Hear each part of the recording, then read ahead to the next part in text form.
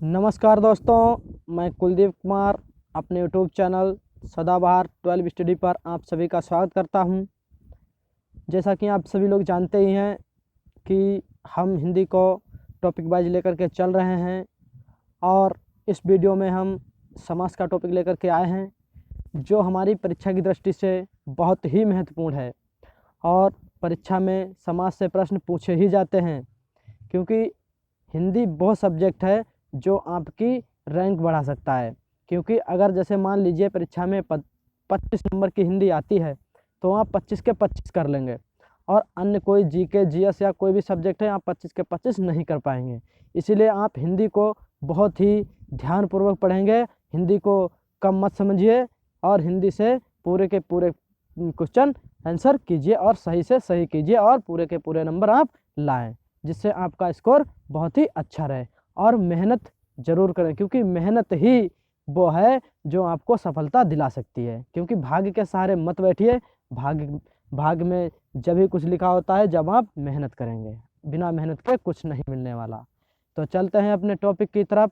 Topic पर जाने से पहले आप लोगों से एक विनती है कि आप लोग हमारे चैनल को लाइक और सब्सक्राइब ज़रूर करें, जिससे आपको आने वाली वीडियो मिलती रहे। तो चलते हैं अपने टॉपिक की तरफ, समास की तरफ। तो पहले तो हम ये जान लेते हैं कि समास होता क्या है, समास कहते किसे हैं। जैसे हमने आप लोगों को संधि बताई थी, संधि किसे कहते हैं, वैसे आप लोगों को हम समास बताएंगे, बहुत ही अच्छी तरीके से समझाएंगे, एक भी क्वेश्चन नहीं छूटना चाहिए। तो समास किसे कहते हैं समझ लें। समास शब्द दो शब्दों सम एवं आस के मेल से बना है। सम का अर्थ है संक्षिप्त, आस का अर्थ है कथन या शब्द, यानी जिसका अर्थ है संक्षिप्त कथन। यानी समास शब्द जो है दो शब्दों से मिलकर बना है, सम एवं आस। सम का अर्थ होता है संक्षिप्त और आस का अर्थ होता है कथन या शब्द। तो इसका मतलब ये हुआ कि संक्षिप्त कथन या शब्द। समास प्रक्रिया में शब्दों का संक्षिप्तीकरण किया जाता है। समास प्रक्रिया में शब्दों का संक्षिप्तीकरण किया जाता है, मतलब छोटा शब्द बना दिया जाता है। जैसे मान लीजिए विग्रह होता है जिसका, उसे हम एक में जोड़ देते हैं, उसे हम समास कहते हैं। और जब अलग अलग करते हैं तो उसे हम समास विग्रह कहते हैं। जैसे समास दो अथवा दो से अधिक शब्दों से मिलकर बने हुए नए सार्थक शब्द को समास कहते हैं। मतलब दो अथवा दो से अधिक शब्दों से मिलकर बने हुए नए सार्थक शब्द को समास कहते हैं। ऐसे ही समास विग्रह देख लीजिए आप लोग। जैसे समस्त पद के सभी पदों को अलग अलग किए जाने की प्रक्रिया, यानी कोई भी पद है उसे हम अलग अलग तोड़ दें तो उसे हम समास विग्रह कहते हैं या फिर व्यास कहते हैं। जैसे नील कमल, नील कमल का विग्रह होगा नीला है जो कमल, और जो नील कमल है ये हमारा समास है और नीला है जो कमल ये हमारा समास विग्रह है। ऐसे ही चौराहा, चौराहा का विग्रह है चार राहों का समूह। चलते हैं आगे की तरफ। समास रचना में प्रायः दो पद होते हैं, पहले को पूर्व पद और दूसरे को उत्तर पद कहते हैं। जैसे राजपुत्र, राजपुत्र में पूर्व पद राज है और उत्तर पद पुत्र है। ऐसे हम आपको बता दे रहे हैं। जैसे हमने लिख लिया ये राजपुत्र, तो ये हमारा जो है ये हमारा है पूर्व पद, राज हमारा पूर्व पद और पुत्र हमारा है उत्तर पद, उत्तर पद। समझ गए आप लोग। चलते हैं आगे की तरफ। समास के भेद, समास के भेद, समास के 6 मुख्य भेद हैं। हमारी परीक्षा की दृष्टि से समास के 6 मुख्य भेद हैं। अगर पूछे समास कितने हैं तो हमारे 6 हैं। नंबर 1 अव्ययीभाव समास, नंबर 2 तत्पुरुष समास, नंबर 3 कर्मधारय समास, नंबर 4 द्विगु समास, नंबर 5 द्वंद्व समास, नंबर 6 बहुब्रीहि समास। ठीक है, हमारे समास हैं 6। जैसे ये हमारा लिखा है द्विगु समास, ये हमारा ऐसा भी लिखा होगा, ऐसा भी लिख सकते हैं क्योंकि यहाँ पर टाइपिंग में मिस्टेक है। वैसे सही है, द्वंद्व भी सही है, द्वंद्व ऐसे लिख के दिया जाता है, द्वंद्व ये भी सही है। तो चलते हैं आगे की तरफ। समास हमारे 6 होते हैं। नंबर 1 समास देखते हैं अव्ययीभाव समास। पहली बात तो हम देख लें पदों की प्रधानता के आधार पर वर्गीकरण, यानी पदों की प्रधानता के आधार पर, मतलब पूर्व प्रधान कौन से समास का, पूर्व प्रधान जो है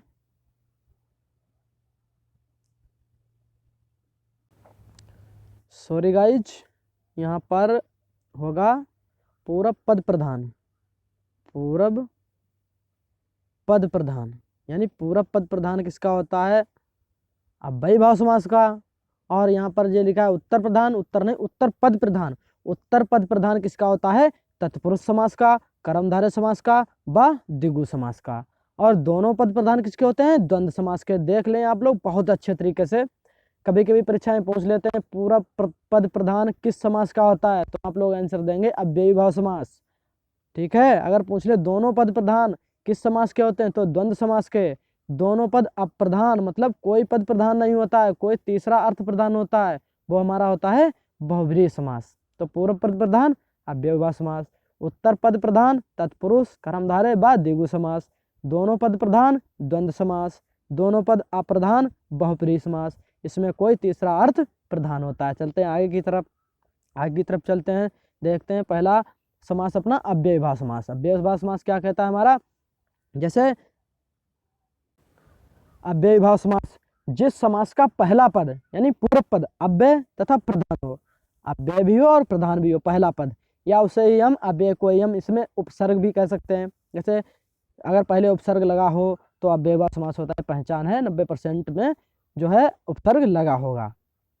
जैसे अव्यय पहला पद होगा, पहला पद कौन सा होगा? अव्यय तथा प्रधान हो, उसे हम अव्ययी भाव समास कहते हैं। पहचान इसकी है, जैसे पहला पद होगा अनु, आ, प्रति, भर, यथा, यावत, हर आदि होता है। ऐसे ही बहुत से उपसर्ग होते हैं, उनमें जो अव्यय होते हैं वही हमारे अव्ययी भाव समास कहलाते हैं। जैसे हम देख लें अव्ययी भाव समास, कुछ हमने उदाहरण दिए हैं। जैसे प्रतिदिन, ये हमारा समस्त पद है, प्रतिदिन, ये हमारा समस्त पद है प्रतिदिन, और प्रतिदिन का विग्रह होगा हमारा प्रत्येक दिन। आ जन्म, इसमें हमारा प्रति जो है अव्यय शब्द है, अव्यय। आ जन्म में आ हमारा अव्यय है, यथासंभव में यथा अव्यय है, अनुरूप में अनु अव्यय है। ऐसे हमारे अव्यय जिसमें पद हो और प्रधान हो वो हमारा अव्ययी भाव समास होता है। तो आ जन्म, जन्म से लेकर, यथासंभव, जैसा संभव हो, अनुरूप, रूप के योग, भरपेट, पेट भर के, प्रतिकूल यानी इच्छा के विरुद्ध। भरपेट बहुत ही पूछा जाता है, ये जो है भरपेट याद रखेंगे, अव्ययी भाव समास का उदाहरण है। चलते हैं नेक्स्ट समास पर, तत्पुरुष समास पर हम चलते हैं। तत्पुरुष समास किसे कहते हैं?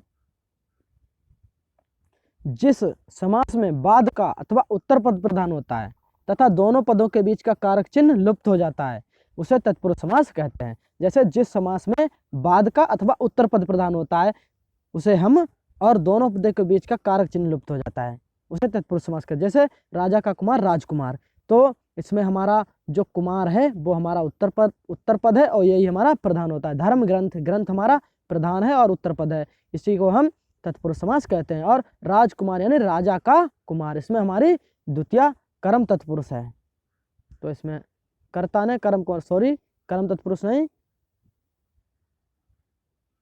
राजकुमार में संबंध कारक है, संबंध कारक। तो ऐसे ही धर्म का ग्रंथ, धर्म ग्रंथ, रचनाकार, रचना को करने वाला। तो तत्पुरुष समास के हम भेद देख लेते हैं। तत्पुरुष समास के कितने भेद होते हैं? तत्पुरुष समास के 6 भेद होते हैं। पहला हमारा कर्म तत्पुरुष, द्वितीय तत्पुरुष जिसे कहते हैं, कर्म तत्पुरुष को हम द्वितीय तत्पुरुष कहते हैं। जैसे इसमें कर्म कारक की विभक्ति को का लोप होता है, अगर हम इसका विग्रह करेंगे तो को विभक्ति निकलेगी।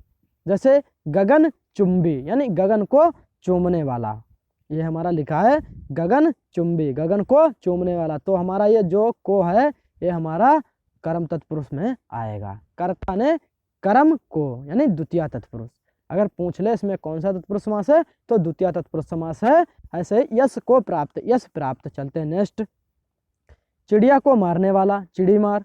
चलते हैं नेक्स्ट पर, कर्ण तत्पुरुष यानी तृतीय तत्पुरुष इसे कहते हैं। इसमें हमारा, इसमें कर्ण कारक की विभक्ति से, इसमें कर्ण कारक की विभक्ति से, ये जो से है और के द्वारा लोप हो जाता है, लोप है यहाँ पर, लोप हो जाता है। जैसे करुणा से पूर्ण, करुणापूर्ण यानी करुणापूर्ण अगर पूछ दे तो उसमें कौन सा समास है तो तृतीय तत्पुरुष समास है, यानी कर्ण तत्पुरुष। यानी कर्ता ने कर्म को कर्ण से यानी करुणापूर्ण, करुणा से पूर्ण यानी कर्ण से, तो करुणा से पूर्ण, जहाँ पर से व्यक्ति हो वहाँ पर तृतीय तत्पुरुष होता है और के द्वारा भी तृतीय तत्पुरुष होता है। जैसे सूर रचित, सूर द्वारा रचित, तृतीय तत्पुरुष। शोक से ग्रस्त, शोक ग्रस्त, तृतीय तत्पुरुष। चलते हैं नेक्स्ट, संप्रदान तत्पुरुष पर चलते हैं। चतुर्थी तत्पुरुष जिसे कहते हैं, इसमें संप्रदान कारक की विभक्ति के लिए लुप्त हो जाती है। जैसे कर्ता ने कर्म को कर्म से संप्रदान के लिए, यानी संप्रदान के लिए, यानी के लिए हमारी विभक्ति लुप्त हो जाती है, जो के लिए है। जैसे प्रयोगशाला, प्रयोग के लिए शाला, अगर हम इसका समास बनाएंगे प्रयोग के लिए शाला तो हमारा होगा प्रयोगशाला, तो के लिए विभक्ति लोप हो जाती है। स्नान के लिए घर, स्नान घर। यज्ञ के लिए शाला, यज्ञशाला। चलते हैं नेक्स्ट टॉपिक पर, नेक्स्ट क्वेश्चन। नेक्स्ट अपादान कारक, अपादान का मतलब होता है अलग होना, अलग होना। पंचमी तत्पुरुष, इसमें अपादान कारक की विभक्ति से का मतलब अलग होने का भाव लुप्त हो जाता है। और करण में भी से था, लेकिन इसमें जो है अपादान यानी अलग होने का भाव, उसमें अलग होने का भाव कर्ण में नहीं है। इतना याद रखना, ना तो कंफ्यूज हो जाओगे और क्वेश्चन हमारा गलत हो जाएगा, और हमारा क्वेश्चन गलत नहीं होना चाहिए। तो हम देख लेते हैं, जैसे विग्रह और समस्त पद। जैसे धन से हीन, धनहीन यानी धन हमारे पास नहीं है, हम उसके भिन्न है, अलग हैं, इसलिए हमारा यहाँ पर अपादान कारक है। जैसे पथ से भ्रष्ट, पथ भ्रष्ट। पाप से मुक्त, पाप मुक्त, इसमें अपादान कारक है। जैसे पेड़ से पत्ता गिरता है, यानी पेड़ से जो पत्ता गिरता है वो अलग होता है, वहाँ पर से विभक्ति जो होती है वो अपादान कारक की होती है, करण कारक की से विभक्ति नहीं होती है।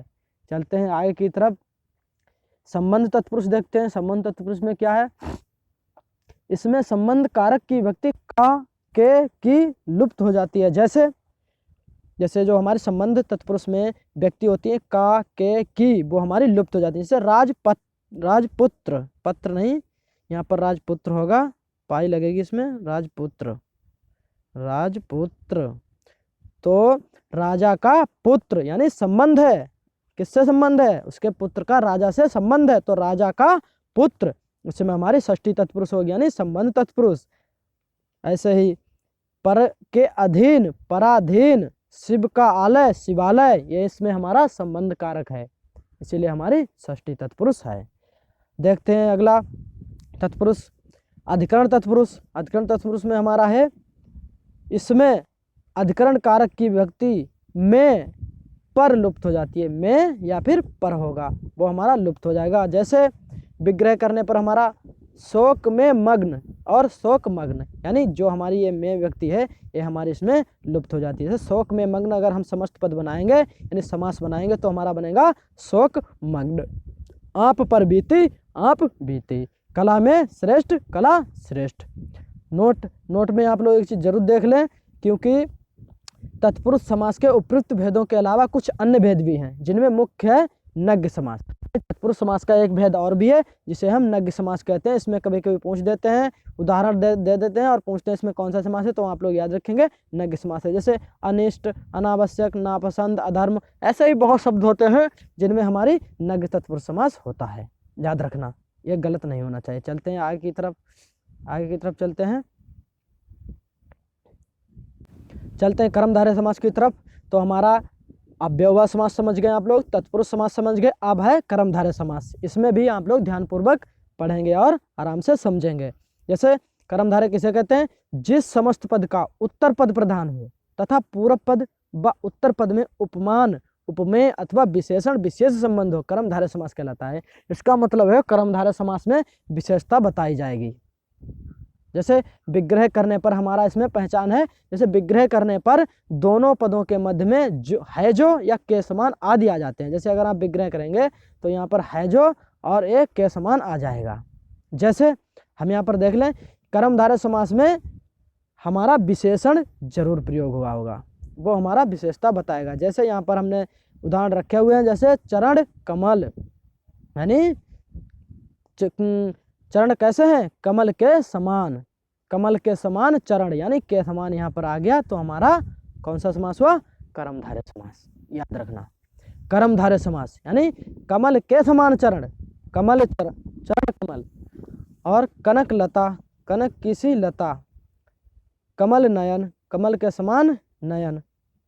महान है जो पुरुष, महापुरुष, ये याद रखेंगे क्योंकि कर्मधारय समास से बहुत ही पूछा जाता है। ज़्यादातर कर्मधारय समास से ही क्वेश्चन पूछा जाता है, क्योंकि उसमें विशेषण दिया जाता है, विशेषताएं बताई जाती हैं, इसीलिए। जैसे कमल की चरण कैसे हमारे कमल के समान, ये हमारी विशेषता है। लता कैसी है, कनक सी। नयन कैसे हैं, कमल के समान। पुरुष कैसा है, महान। तो इसमें हमारी विशेषता बताई जाए, उसमें हमारा कर्मधारय समास होता है, याद रखना। चलते हैं नेक्स्ट टॉपिक पर। नेक्स्ट द्विगु समास। द्विगु समास हमारा, द्विगु समास पर चलते हैं। द्विगु समास हमारा क्या कहता है, देख लेते हैं। द्विगु समास, ये द्विगु समास थोड़ा गलत लिखा हुआ है, ऐसे लिखा जाएगा द्विगु समास। तो हमारा द्विगु समास में क्या है, जैसे जिस समस्त पद का पूर्व पद संख्यावाचक विशेषण हो वह द्विगु समास कहलाता है। इसमें समूह या समाहार का ज्ञान होता है। जैसे द्विगु समास में पहला पद संख्यावाचक होगा, लेकिन एक बात याद रखना, हम आपको ऊपर बताना भूल गए, जो हमारा अव्ययीभाव समास है, अगर उसमें नदीवाचक, नदी दी हुई और संख्यावाचक है पहला पद, तो हमारा अव्ययीभाव समास होगा। जैसे हम यहाँ पर बता दे रहे हैं, जैसे द्वि यमुनम, द्वि यमुनम, यमुनम। तो हमारा इसमें अगर ये हमारा द्वि, ये हमारा संख्यावाचक है, लेकिन यहाँ पर आप द्विगु समास नहीं लगाएंगे, क्योंकि जो हमारा नदी का नाम होता है और संख्यावाची हो आगे, तो वहाँ पर हमारा अव्ययीभाव समास होता है, इतना याद रखना। त्रिगंगम, ऐसे ही हमारे जो गंगा यमुना आगे संख्यावाची दिया हो, तो हमारा वहाँ पर अव्ययीभाव समास होगा, द्विगु समास नहीं होगा। तो द्विगु समास हम देख लेते हैं।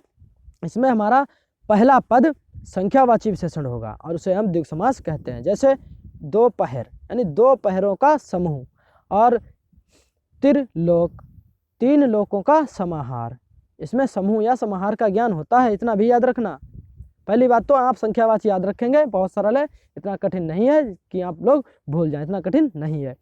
जैसे चार राहों का समूह, चौराहा, यानी चार राहों का समूह, चौराहा में चौ यानी चार, इसमें संख्यावाची दिया है। तिरंगा, तीन रंगों का समूह, तिरंगा तीन रंगों का समूह, यानी द्विगु समास।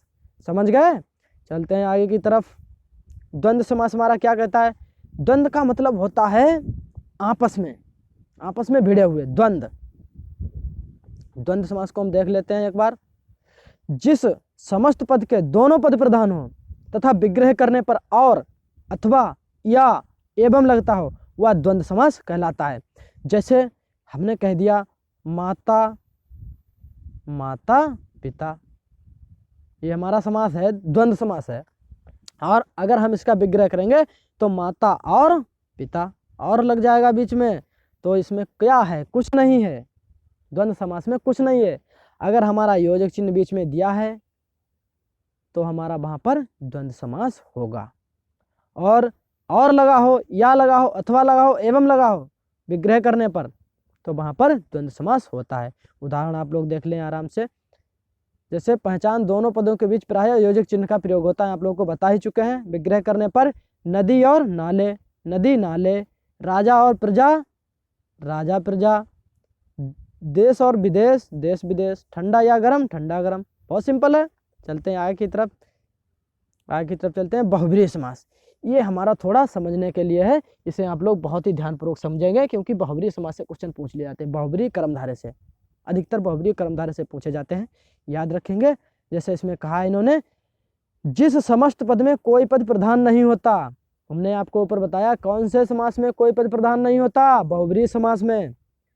इसमें दोनों पद मिलकर किसी तीसरे पद की ओर संकेत करते हैं, उसमें बहुब्रीहि समास होता है। जैसे हम दोनों पद मिलाकर कोई तीसरा पद की ओर संकेत करें अगर वो, तो हमारा वो बहुब्रीहि समास होता है।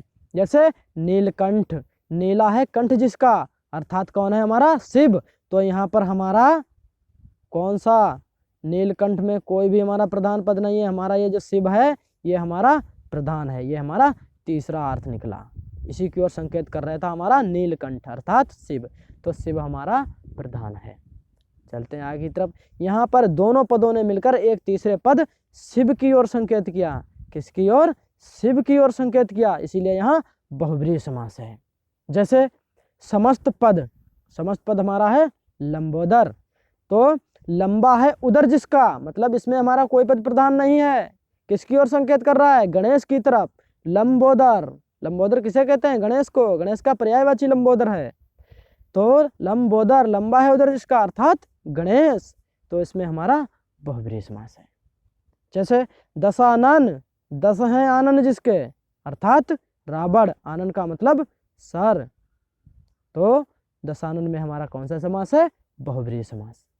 चक्रपाणी, चक्र है पाणी में जिसके, अर्थात विष्णु, तो हमारा कौन सा समास है? बहुब्रीहि समास। चलते हैं आगे की तरफ। तो हमारा इसमें हमने समास का संपूर्ण टॉपिक एक ही वीडियो में हमने कवर कर लिया, जिससे आप लोगों को कोई प्रॉब्लम ना हो और एक ही वीडियो से आपको पूरा समास का टॉपिक समझ में अच्छी तरीके से आ जाए। और अगली वीडियो में हम समास से संबंधित प्रश्न लेकर के आएंगे, जिससे आपको बहुत ही अच्छी तरीके से समझ में आ जाएगा और आप लोगों को और भी अच्छी तरीके से समझा देंगे, जिससे आप लोगों को कोई भी प्रॉब्लम नहीं होगी समास में। चलते हैं आगे वीडियो में, आपसे मिलते हैं और आपसे यही विनती है हमारी कि आप लोग हमारे चैनल को लाइक और सब्सक्राइब जरूर करें। तो वीडियो देखने के लिए बहुत बहुत धन्यवाद।